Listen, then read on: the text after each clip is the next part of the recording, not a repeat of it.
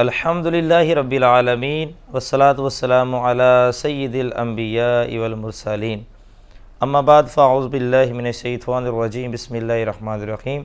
ناظرین اکرام، رمضان المبارک کی اسپیشل ٹرانسمیشن قرب رمضان کے ساتھ آپ کا میزبان محمد شفیق الرحمن حسان فیصل آباد رنگ HD کے سنگ ایک مرتبہ پھر حاضر ہے۔ آج کے پروگرام کا آغاز اللہ رب العزت خالق کائنات کے پاک کلام سے ہم شروع کرتے ہیں۔ اس کے لیے میں دعوت دیتا ہوں حضرت علامہ مولانا مفتی غلام رسول عطاری قادری صاحب کو کہ وہ آیات بینات سے ہمارے قلوب و اذہان کو منور فرمائیں۔ جی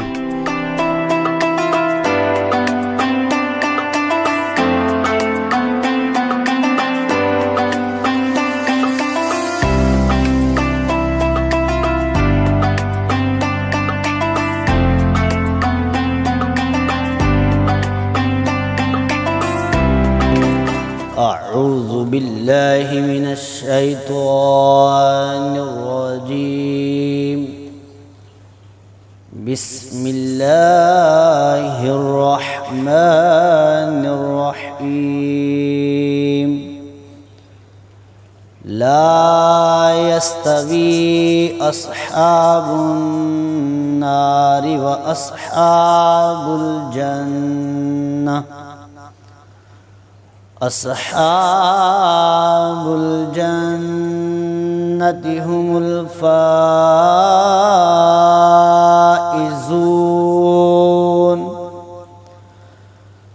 لو انزلنا هذا القرآن على جبل لرأيته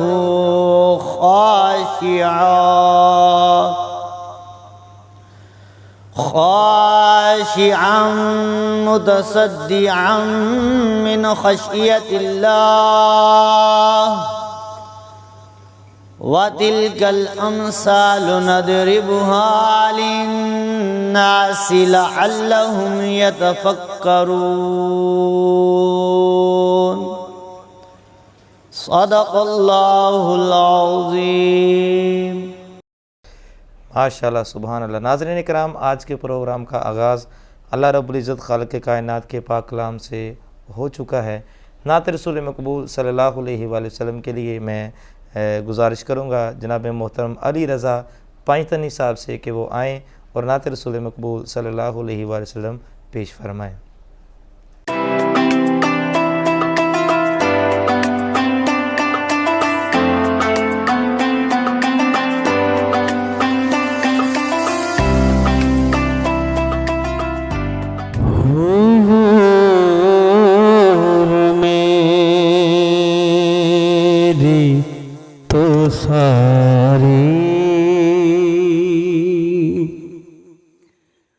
بہار آپ سے ہے،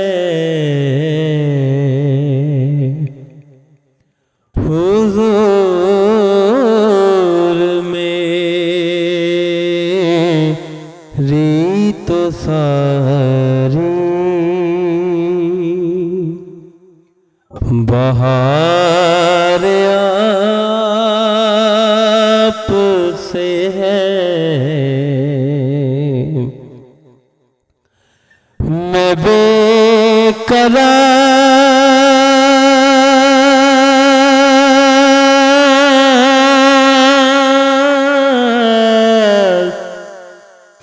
میں بے قرار تھا،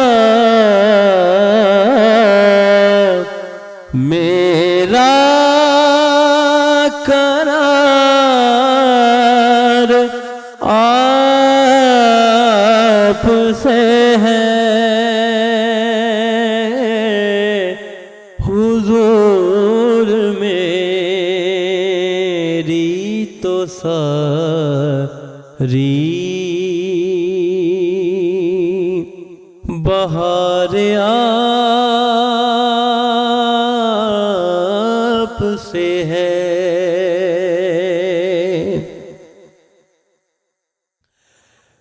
میری تو ہستی ہی کیا ہے، میرے غریب نواز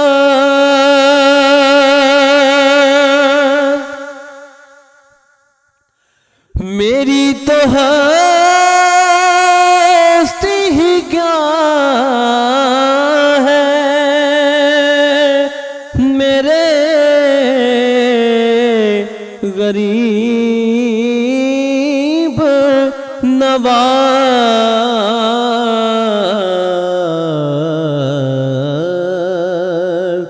قسم خدا کی یہ میرا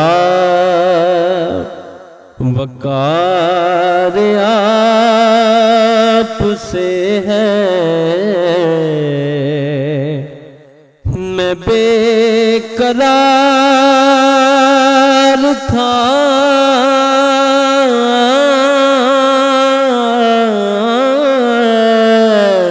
میں بے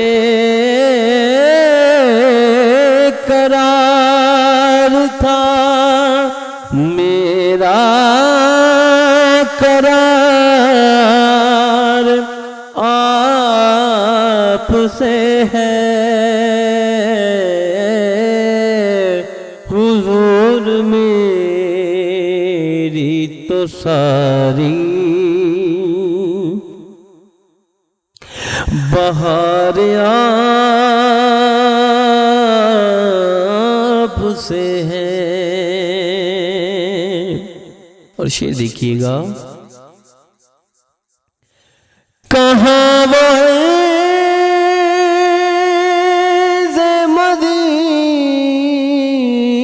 مدینہ، کہاں میری ہستی، کہاں وہ مدینہ، کہاں میری ہستی،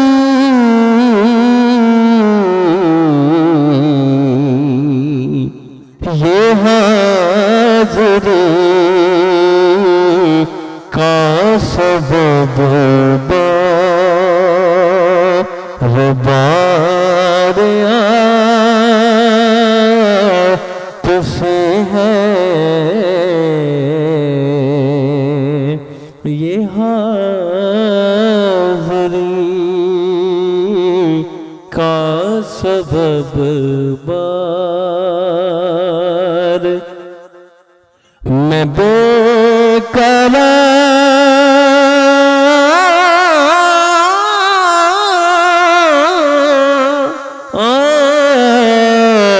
میں بے قرار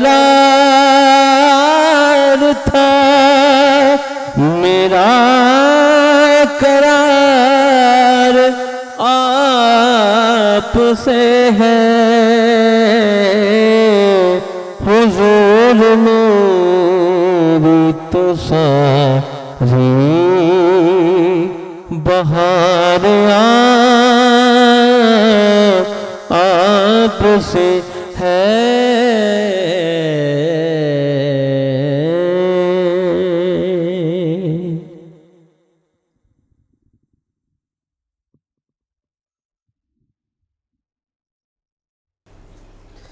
ناظرین اکرام، آج کے پروگرام کا آغاز اللہ رب العزت خالق کے کائنات کے پاک کلام اور اس کے پیارے حبیب صلی اللہ علیہ وسلم کی نعت شریف سے ہو چکا ہے۔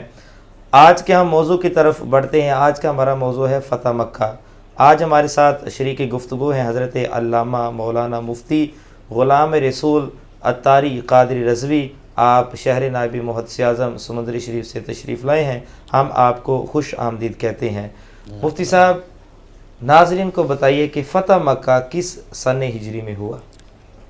حامدہ و مصلیہ، بسم اللہ الرحمن الرحیم، الصلاۃ والسلام علیک یا سیدی یا رسول اللہ۔ جناب محترم محمد شفیق الرحمان حسان، ہم آپ اور آپ کی پوری ٹیم کے شکر گزار ہیں۔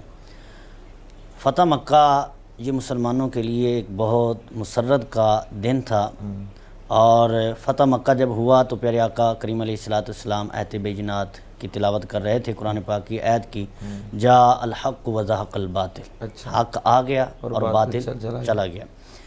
اور فتح مکہ رمضان شریف 10 رمضان المبارک کو ہوا، اور 8 ہجری یعنی 8 ہجری سنے یعنی 8 ہجری تھی، اور 10 رمضان مبارک یعنی رمضان شریف کا 10واں روزہ تھا، اور فتح مکہ کی جو مسرت اور خوشی اللہ تعالیٰ نے مسلمانوں کو عطا فرمائی۔ ماشاء اللہ۔ اچھا یہ بتائیے کہ صلح حدیبیہ میں تو یہ تحریر تھا کہ 2 سال تک دونوں فریقین کے درمیان میں کسی قسم کی کوئی جنگ نہیں ہوگی، پھر کون سا سبب ہوا کہ 2 سال بعد مکہ فتح ہو گیا؟ فتح مکہ جو 8 ہجری کو ہوا اور صلح حدیبیہ 6 ہجری کو، صلح حدیبیہ میں یہ تحریر تھا، لیکن یہ جو معاہدہ ہوا تھا اس معاہدے کو توڑا بھی کفار نہیں ہے۔ اچھا، اب اس کا ہم پس منظر تاریخ کے حوالے سے اگر دیکھیں تو جب صلح حدیبیہ ہوا تو اس میں یہ تحریر تھا، 2 قبیلے تھے، ایک بنو خزاع اور ایک بنو بکر۔ اچھا، یہ بنو خزاع کا جو قبیلہ ہے یہ مدینہ والوں یعنی حضور علیہ السلام کے حلیف تھے، اور ان کی ذمہ داری یعنی مدینہ والوں پر تھی، اگر ان پہ حملہ ہوتا ہے تو وہ مدینہ والوں پر یعنی حضور علیہ السلام پر سمجھا جائے گا، اور ان سے صلح ان سے صلح۔ اور بنو بکر جو ہے وہ حلیف تھا کفار قریش کا، مکہ والوں کا، کہ وہ ان کے ساتھ تھے۔ اور کچھ عرصہ گزرنے کے بعد جو قبیلہ مدینہ والوں کا حلیف یعنی بنو خزاع تھا، ان کا قتل عام شروع کر دیا بنو بکر والوں نے، اور کفار قریش جو ہے وہ ان کے ساتھ مل کر انہوں نے قتل عام، حتیٰ کہ حرم پاک میں جو ہے وہ معاذ اللہ جو ہے وہ قتل عام کیا گیا، اور 23 بندے آدمی جو ہیں وہ ان کے قتل کر دیے گئے۔ تو انہوں نے پھر فریاد حضور علیہ السلام سے کی کہ ہمارے ساتھ یہ معاملہ ہوا ہے، تو جان رحمت صلی اللہ تعالیٰ علیہ وسلم نے یہ پیغام بھیجا، وہ 3 اس میں جو جملے تھے کہ یا تو بنو خزاع کے جو لوگ قتل کیے گئے ان کا خون بہا دیا جائے، یا پھر جو قریش والے ہیں وہ ان کا جو حلف لیا ہے اس سے دستبردار ہو جائیں، چھوڑ دیں، یا پھر وہ اپنا یہ اعلان کریں کہ ہم نے جو معاہدہ کیا تھا ہم اس کو توڑتے ہیں۔ تو جب یہ پیغام قریش کو پہنچا تو انہوں نے ان میں ایک بندہ کھڑا تھا، اس نے اکڑ کر غرور میں یہ جواب دیا کہ ہم معاہدہ توڑتے ہیں۔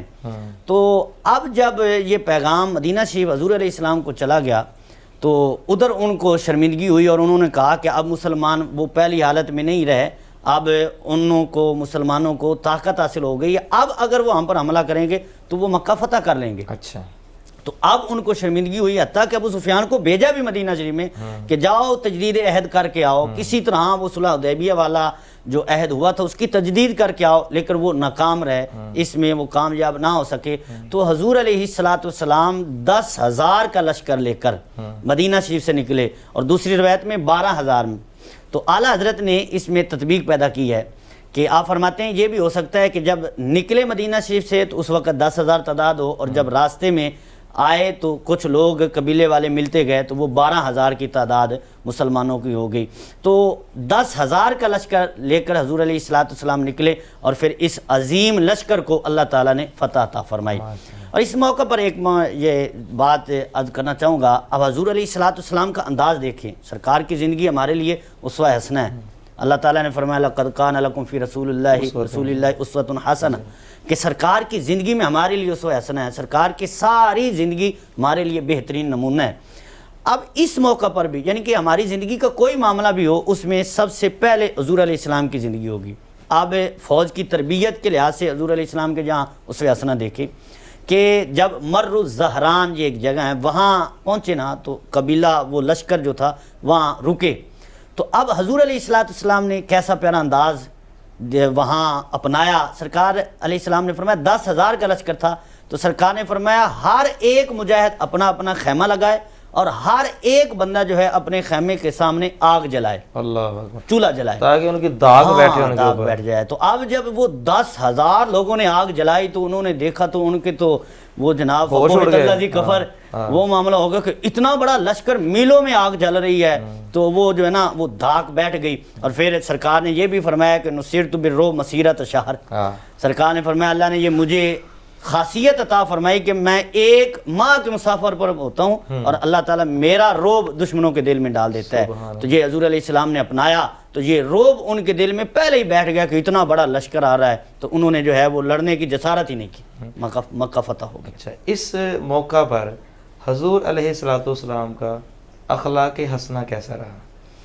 چونکہ فاتحانہ انداز سے داخل ہوئے نا جی, اور اس شہر میں داخل ہوئے جس شہر سے نکلنے پر مجبور کر دیا گیا جب سرکار نکلے نا تو سرکار مکہ شریف کو دیکھ کر آنکھوں میں آنسو آئے اور فرمایا کہ اے مکہ مجھے تجھ سے بڑا پیار ہے, لیکن لوگوں نے مجھے یہاں مجھے میرے جد امجد نے تو میرے لیکن تیرے باسی مجھے یہاں رہنے نہیں دے. اللہ اکبر. ظلم و ستم کی انتہا کی. اور پھر یہ بھی ہے کہ میں نے سرکار علیہ السلام کا فرمان پڑھا کہ دعا کی مولا یہ شہر مجھے پیارا تھا جس کو میں چھوڑ کر رہا ہوں, مولا اب مجھے اس شہر میں بھیج جو تجھے پیارا ہے. تو مدینہ شریف اللہ تعالیٰ کو ہمارے لیے دونوں ہی پیارے ہیں الحمدللہ. اللہ اکبر. ہمارے لیے تو وہ دونوں مقدس جگہ, بالکل جی, عقیدت کی جگہ. اچھا, تو حضور علیہ السلام کے اخلاق کی بات کر رہے تھے کہ تو سرکار علیہ السلام وَإِنَّكَ لَعَلَىٰ خُلُقٍ عَظِيمٍ, یہ اللہ تعالیٰ نے آپ کو اخلاق حسنہ عطا فرمایا.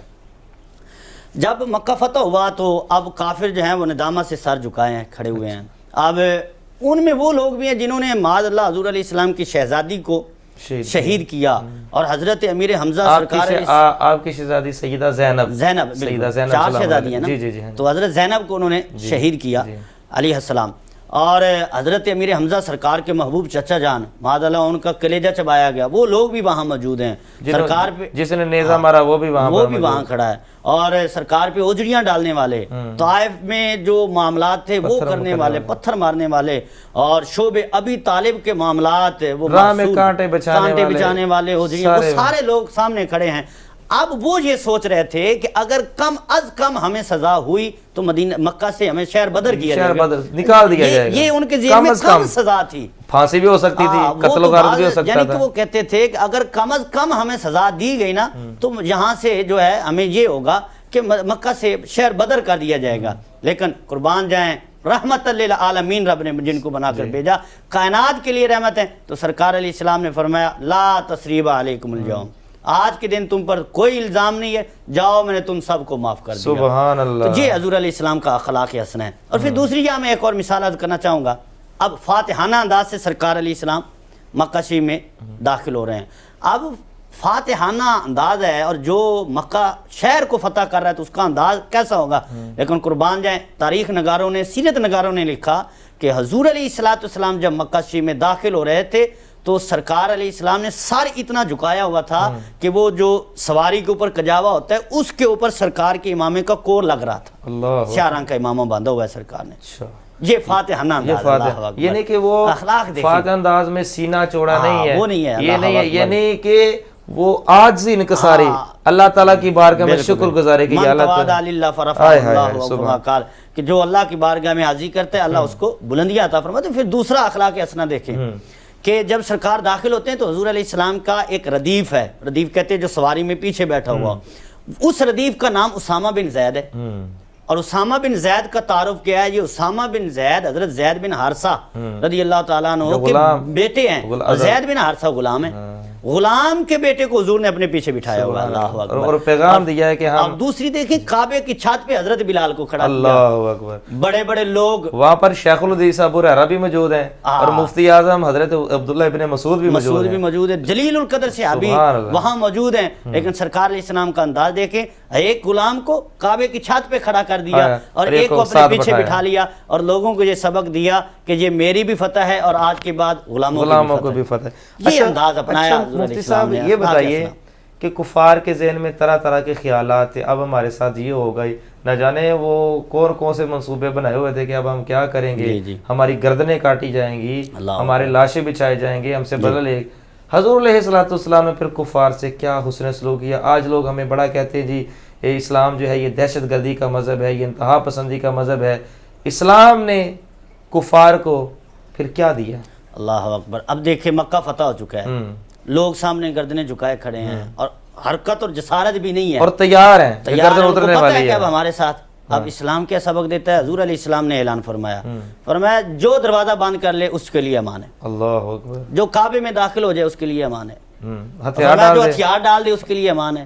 اب حضرت عباس نے حضور علیہ السلام سے عرض کیا رضی اللہ تعالیٰ عنہ کہ یا رسول اللہ ابو سفیان سرداری چاہتا ہے، اسلام قبول کر چکے تھے وہ فتح کلمہ مکہ پڑھ کے لیا۔ موقع پر بھی، ہاں جی، تو کلمہ پڑھ لیا، تو اب حضرت عباس کی عرض کرنے پہ حضور علیہ السلام نے فرمایا کہ جو ابو سفیان کے گھر داخل ہو جائے اس کے لیے بھی امان ہے، جو اسلام کا سب سے بڑا دشمن رہا، بظاہر یہ تھا جی، لیکن اب کلمہ پڑھ لیا تو اب تو صحابی رسول بن گئے۔ یعنی جو اسلام کے سب سے بڑے دشمن رہے ہاں ان جی، ساری چیزوں کو جو ہے وہ بالائے طاق رکھتے بالائے ہوئے، طاق، چونکہ بالکل۔ حضور نے فرمایا کہ جو اسلام قبول کر لیتا ہے اس کے پچھلے گناہ معاف ہو جاتے اسلام ہیں، سارے گناہ اور مٹا پھر دیتا ہے۔ ان کی جو عزت تھی اس عزت کو بھی برقرار رکھا۔ ہاں، عزت کو بھی برقرار رکھا، وہ سرداری چاہتے تھے تو اللہ۔ حضور علیہ السلام نے اعلان کر دیا اور ان کی حوصلہ افزائی بھی ہو گئی اور وہ مکہ میں لوگوں کے سامنے سرخرو بھی ہو گئے۔ ہاں جی، یہ چیزیں یعنی تھیں کہ تو چند لمحے پہلے وہ ابو سفیان تھے، اب بعد وہ میں حضرت ابو سفیان رضی اللہ تعالیٰ عنہ ہو گئے۔ اچھا، ہمارے لیے کیا پیغام ہے فتح مکہ کے حوالے اللہ سے؟ اکبر۔ یہ ایک تاریخ کا بڑا روشن دن تھا، حضور علیہ السلام فاتحانہ انداز سے وہاں پر داخل ہوئے، سبحان اللہ۔ اور کیا مسرت، کیا خوشی ہوگی کہ ایک بندے کو اس کے گھر سے نکال دیا جائے، مجبور کر دیا جائے، جی، وہ سارا کچھ چھوڑ کے چلا جائے اور پھر عزت کے ساتھ، وقار کے ساتھ دوبارہ اس میں داخل ہو۔ ہمارے لیے کیا پیغام ہے؟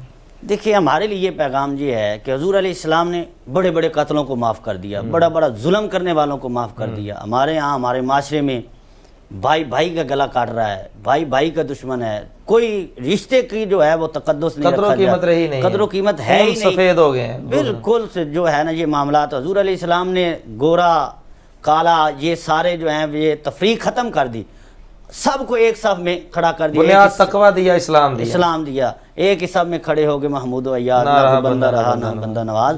تو حضور علیہ السلام کا یہ اخلاق حسنہ سے کائنات اور امت کے لیے، سرکار کا کلمہ پڑھنے والوں کے لیے بلکہ غیروں کے لیے بھی یہ پیغام ہے کہ سرکار علیہ السلام نے سب کو معاف کر دیا۔ یہ معاف کرنا جو ہے یہ بہت بڑا عمل ہے۔ لیکن گستاخوں کے ساتھ کیا کیا؟ اللہ اکبر۔ اب دیکھیں حضور علیہ السلام نے عام معافی کا اعلان کیا، لیکن چند لوگ ایسے تھے جو جن کا نام لے کر حضور علیہ السلام نے فرمایا کہ اگر وہ تمہیں حرم میں بھی مل جائیں تو ان کو وہاں بھی قتل کر دو۔ بلکہ ایک کے بارے میں یہ بھی ہے کہ وہ کعبہ شریف کے پردے میں چھپ گیا جا کر۔ اب صحابہ کرام تو صحابہ کرام تھے، اب آ کر عرض کی یا رسول اللہ اس کا کیا کرنا ہے، اب تو وہ تو کعبے کے پردے میں جا کر چھپ گیا ہے، اب ہمارے لیے کیا ہے؟ تو حضور علیہ السلام نے فرمایا اس کو وہیں قتل کر دو۔